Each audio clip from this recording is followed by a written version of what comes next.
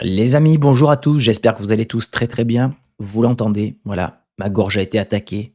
J'ai des enfants, c'est comme ça. Je n'ai pas mal, mais j'espère que ça ne sera pas trop désagréable pour vous. Je voulais quand même tourner cette vidéo parce qu'il y a quand même beaucoup de choses à dire dans cette rencontre, puisqu'on sort d'une victoire importante contre l'Olympiakos.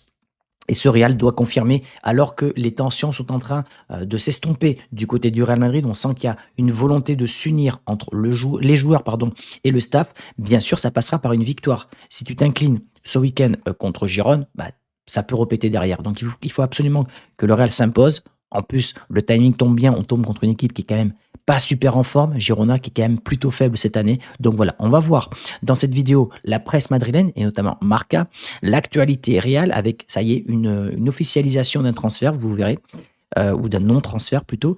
Girona, ma composition en direct et bien sûr mes pronostics avec mon partenaire qui vous offre 10 euros, les amis, avec Unibet. Vous avez 10 euros offerts, 100 euros de free bet et surtout le match sur Unibet TV. Ça se passe avec le lien en description, le code chronique 10. Bien sûr, vous devez parier avec responsabilité car les jeux d'argent sont strictement réservés aux personnes majeures. On voit tout ça juste après le générique. Mbappé, bola!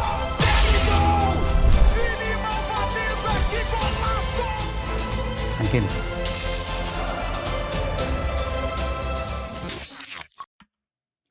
Avec la presse espagnole qui me parle du football féminin, bon, j'ai rien contre le football féminin, mais je suis pas hyper fan. Donc nous, on va filer du côté de Marca, qui met en avant Toni Kroos, mais on va y revenir puisqu'il a reçu l'ordre du mérite allemand avec Florentino Pérez, avec sa famille, avec surtout le président allemand. Et tout ça se passait au Bernabéu, une belle pub pour évidemment le Real Madrid. Xabi Alonso qui change ses plans pour Vinicius. Oui, le Brésilien a fait un match endiablé, sûrement le meilleur match du Brésilien depuis très longtemps. Et donc, bah, il y a eu un pas en avant qui a été fait par Xabi Alonso. On a vu un rapprochement entre les deux hommes avec, ils se sont pris dans les bras, etc. Des choses qui font quand même plaisir à voir. En tout cas, je trouve une autocritique de la part de Xabi Alonso qui a plu aux joueurs et c'est ça qui a peut-être désamorcé aussi toutes les tensions qu'il y avait dans le vestiaire. Ça parle également de cet homme-là, Federico Valverde, qui a fait un post Instagram bien, hein, mais dont le timing est quand même très douteux. Je vous donnerai mon avis assez tranché sur Federico Valverde. Et puis, bien sûr, la Mbappé dépendance, hein. Mbappé dépendance, vous allez le voir, parce que Mbappé, c'est 55% des buts du Real Madrid, 75% des buts en Ligue des Champions. Voilà.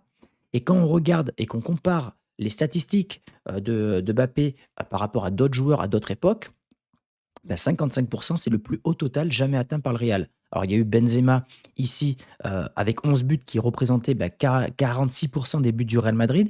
Mais si on cherche quelqu'un qui se rapproche des 22 buts de Mbappé, bah, c'est Cristiano qui l'a fait 2 fois, hein, 25 et 26 buts, mais ça représentait 43 et 40% des buts du Real Madrid. Ça veut dire qu'il y avait d'autres joueurs autour de Cristiano qui marquaient beaucoup, ce qui n'est pas forcément le cas cette année avec Kylian Mbappé et c'est ça qui pose problème, d'où la dépendance de Mbappé. Oui, il faut que d'autres joueurs se réveillent. Ce sera peut-être le cas de cet homme-là, pardon, Vinicius, mais en tout cas, oui, statistiquement, factuellement, il y a une Mbappé dépendance. Donc je reviens sur Tony Kroos. Je l'ai félicité sur Instagram. Il n'a pas vu mon message, mais je suis content d'avoir fait le geste parce que, vous le savez, ça fait partie de mes joueurs préférés. Donc Florentino Pérez était présent, Xabi Alonso également, Rudiger et Valverde, lui qui a donc reçu l'ordre du mérite de la République fédérale allemande au Bernabéu. Donc franchement, belle pub pour le Real Madrid et très grande classe. Quel joueur, quel homme et quelle pub aussi pour le Real. J'aime beaucoup. Les mots de Florentino Pérez ont été très très importants, je trouve. On voit qu'il adore ce joueur-là. En parlant de Mbappé dépendance, j'ai trouvé ces statistiques depuis l'arrivée de Mbappé. Bah, c'est les joueurs qui ont le plus marqué au Real Madrid. Donc on a Mbappé qui est sur des standards à la CR7 avec quasiment un but par match, 66 buts en 77 matchs. On a Vinicius qui est dans ses standards aussi. Vinicius qui n'a jamais été un très grand buteur, qui n'a jamais été un buteur avec un ratio comme Haaland ou Mbappé. Il est dans ses standards, donc 27 buts en 76 matchs, même si les prestations de cette dernière année ne sont pas les meilleures concernant le Brésilien. On a 19 buts pour Bellingham, ce qui est très bien pour un milieu, mais vous verrez que justement, ces statistiques-là, elles sont en train peut-être de foutre le bordel, pareil, du côté du Real Madrid. On a un Rodrigo qui est bidon, hein, 14 buts en 68 matchs. Voilà, on sent que le mec n'est plus du tout, n'est plus du tout là. Et on a Federico Valverde, hein, le bombardier. 11 buts en 71 matchs, c'est très bien pour un milieu de terrain, mais ça fait longtemps qu'il n'a pas marqué, longtemps qu'il n'a pas voulu tirer au but. Et je vais vous dire ce que je pense de l'Uruguayen. L'affaire Konaté, bah, ça y est, c'est officiel. Konaté ne rejoindra pas le Real Madrid. Ça a été annoncé ce matin par David Ornstein de The Athletic, confirmé par le pape du mercato Fabrizio Romano. Ben voilà, une piste en moins pour le Real Madrid. Donc, pas de Saliba, pas de Konaté. Est-ce que le Real va faire un all-in sur Upamecano, sur Marguerite? Est-ce que le Real va se positionner sur un autre joueur? Ce qui est bizarre, c'est que le Real aime aller chercher des défenseurs libres de tout contrat. En tout cas, sur les dernières années, Rudiger, Alaba, tous ces joueurs-là sont venus libres de tout contrat. Je ne sais même pas si je pourrais t'amener la vidéo, mais en tout cas, pas de Konaté l'année prochaine au Real Madrid. Bellingham, bon, je suis allé boire un petit coup parce que j'arrivais plus à parler. Bellingham, qui n'aime ni jouer sur le côté, ni reculer pour aider à la relance, son exigence impose de numéro 10 pur et solitaire. Ce mec-là était habitué à avoir la lumière sous Ancelotti, dans un rôle qui lui convenait parfaitement et qui convenait parfaitement à l'équipe, sauf qu'aujourd'hui, il ne veut plus retourner dans l'ombre. Le problème qu'il y a, c'est qu'aujourd'hui, on a partiellement réglé le problème Vinicius, ce qui est déjà un gros problème à régler, et c'est déjà bien qu'on arrive à régler ce problème-là. Donc, on va arriver à régler le problème Valverde, qui est un suiveur, mais il y a Bellingham qui se pose désormais comme problème tactique pour Xabi Alonso, puisque Xabi Alonso veut le voir jouer numéro 8, milieu de terrain, comme à Dortmund, mais lui ne veut pas. Donc il est en train de poser problème à la sélection anglaise, il est en train de poser problème au Real Madrid. Attention, Jude Bellingham, c'est une année qui peut être décisive pour toi, hein, avec la Coupe du Monde en ligne de mire. Attention à ce que la Vox Populi à un moment ne se retourne pas contre ces joueurs qui, à peine à 22, 23, 24 ans, commencent à nous casser les bonbons avec leurs exigences à la noix au lieu de penser avant tout à l'écusson et au Real Madrid. Donc j'espère qu'il va réagir et qu'il va changer d'avis concernant son poste au milieu de terrain. Les joueurs du Real Madrid et le staff technique sont unis et se protègent désormais mutuellement. Donc ça c'est bien, le pas en avant par Xabi Alonso a été très bien vu par les joueurs et donc visiblement les joueurs font aussi un pas vers l'entraîneur. Mais aussi, c'est dû à toutes les sorties médiatiques qu'il y a eu ces derniers jours. Je rappelle, Morientes, Casillas, Mijatovic, Nadal, Pérez qui est allé dans le sens de Xabi Alonso, c'est ressorti par la presse et par l'intéressé lui-même, Xabi Alonso. Mais comme par hasard, les joueurs se sont dit, bon, peut-être que notre coup d'état, il est en train de rater. Donc, qu'est-ce qu'on va faire? On va mettre un petit post sur Instagram pour dire que non, après une semaine avec de nombreuses rumeurs, c'est des conneries, c'est juste des rumeurs de la presse, nous sommes plus unis que jamais. Avoir Vini et Mbappé est une chance, jouer pour la meilleure équipe du monde est un honneur. Au Kazakhstan, tu ne voulais pas courir. Le week-end dernier contre Elche, tu ne voulais pas courir alors que tu venais de rentrer en jeu. C'est un honneur, tu es sûr, Federico? Bon. Personnellement, je travaille à retrouver mon meilleur niveau. Ça, c'est bien que tu sois lucide sur ton niveau parce qu'il n'est pas bon. Le coach a toujours été à mes côtés, me soutenant, etc. Ce n'est pas facile, mais le staff et les joueurs sont plus unis que jamais. Il file un mauvais coton, lui, hein, parce qu'il est en train de vouloir faire sauter Bielsa avec l'Uruguay.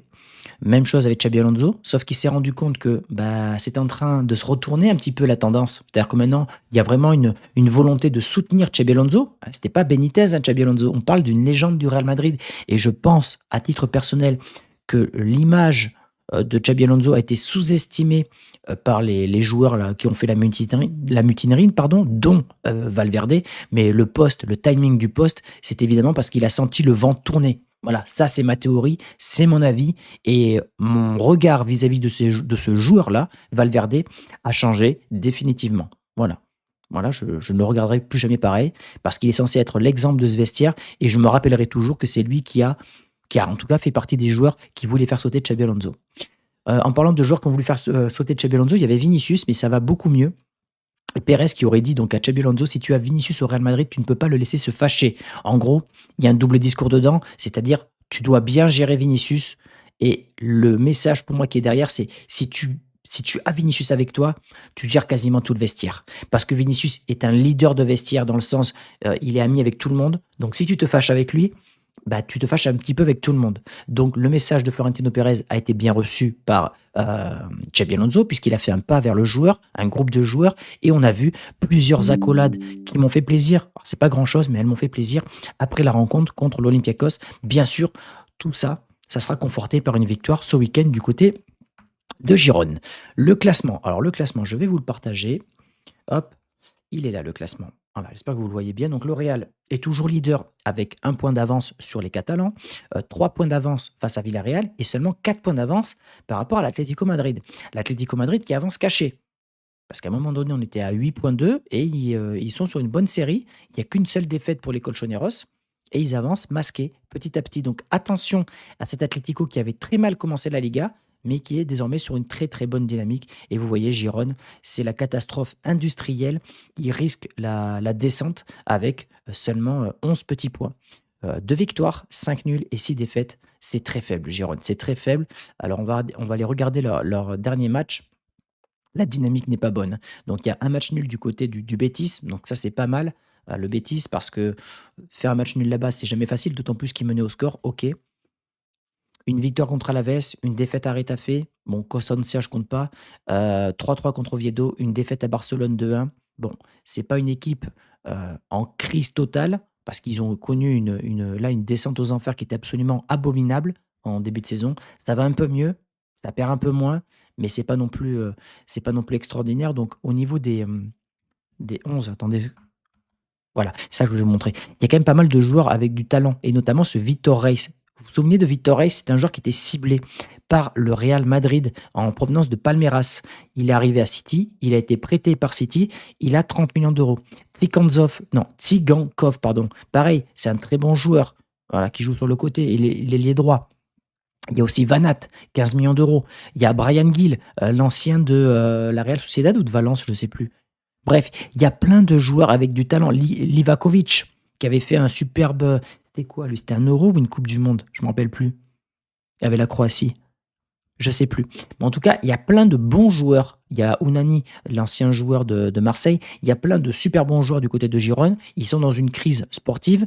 Attention à ne pas les sous-estimer quand même, parce qu'il y a du talent en face. Autant il y a des équipes, je trouve, qui n'ont pas un bon effectif en Espagne, autant Girone, je trouve qu'il y a quand même encore de sacrés joueurs et normalement, ça ne mérite pas une 18e place au vu de l'effectif.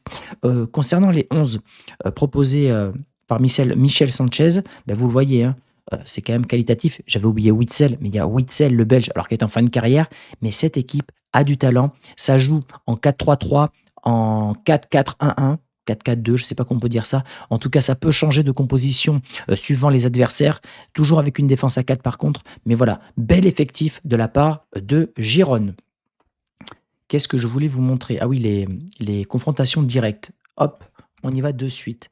Les confrontations directes entre Girone et le Real Madrid. Ah ben ma voix revient, incroyable. Elle est revenue d'un coup. Donc 3 victoires, 1 nul et 8 victoires pour le Real Madrid. Voilà, donc on reste quand même sur pas mal de victoires sans encaisser de but contre Girone. 3-0, 4-0, 3-0, 2-0. Donc ce Real est quand même sur une très très bonne dynamique contre les Catalans. Je crois que c'est un club catalan, ouais, c'est ça. Donc voilà, ça reste quand même, je trouve, un adversaire qui est capable de gagner le Real Madrid, mais sur la dynamique en cours, le Real, je pense, va s'imposer contre Girona. On passe à ma composition, les amis. Ma voix qui est en train de revenir, c'est fantastique, incroyable. Hop, on y va. Et pour ce match-là, je vois un 4-1-2-1-2, un petit peu contre l'Olympiakos. Je pense que Courtois sera de retour. Il avait une gastro, mais la gastro, il va pas avoir entre guillemets la chiasse pendant 10 jours, donc je pense qu'il va jouer contre Girona. À gauche, Carreras, qui est un latéral gauche, qui n'est pas un central. Il doit absolument retrouver son poste là. Alors on va tenter un truc. Moi, j'aimerais voir Valverde ici. Voilà. Et j'aimerais voir Trent là. Voilà. Je veux voir les deux ensemble. On en a parlé avec Guillaume en live. Je pense que c'est une espèce de micro-unité qui doit fonctionner ensemble. Et beaucoup d'abonnés, donc c'est pour ça que je vous pique l'idée un petit peu, beaucoup d'abonnés m'ont dit: «Thomas, est-ce que ça serait pas mieux que Trent joue en milieu?» puisqu'il aime pas défendre parce qu'il est pas bon en défense, et que Valverde, qui a du mal au milieu de terrain, bah, lui joue latéral, comme ça il aura plus d'espace face à lui. Et j'ai lu le message, j'ai dit: «Toi, t'es pas con. Toi, t'es pas con. Franchement, l'idée, elle est très bonne.» Et j'ai dit: «Je vais même te la piquer l'idée.»